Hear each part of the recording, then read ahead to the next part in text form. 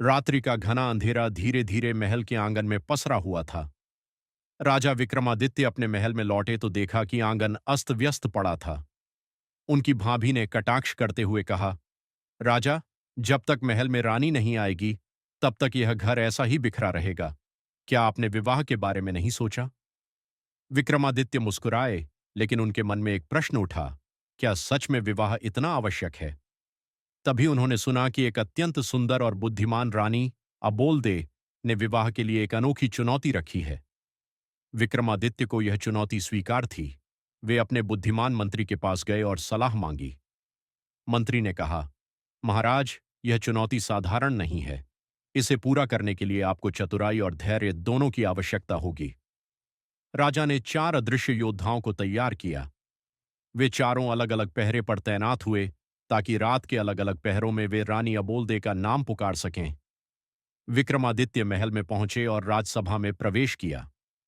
रानी अबोलदे सिंहासन पर बैठी थीं। उनकी आंखों में गहरी बुद्धिमत्ता झलक रही थी। रानी ने पूछा, राजन, क्या आप जानते हैं कि इस परीक्षा में अब तक कोई सफल नहीं हुआ? राजा ने नम्रतापूर्वक उत्तर दिया, रानी, जो प्रयास किए बिना हार मान लेता है वह सच्चा योद्धा नहीं होता। रात गहराने लगी और विक्रमादित्य की योजना आरंभ हुई। पहला अदृश्य योद्धा रानी के कक्ष के पास आया और धीरे से बोला, अबोल दे। रानी चौंक गई, लेकिन किसी को नहीं देखा।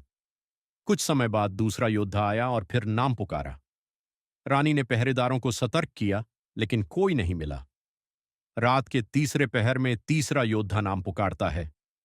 अब रानी को संदेह हुआ कि यह कोई साधारण व्यक्ति नहीं हो सकता। अंततः चौथे पहर में स्वयं विक्रमादित्य ने नाम पुकारा।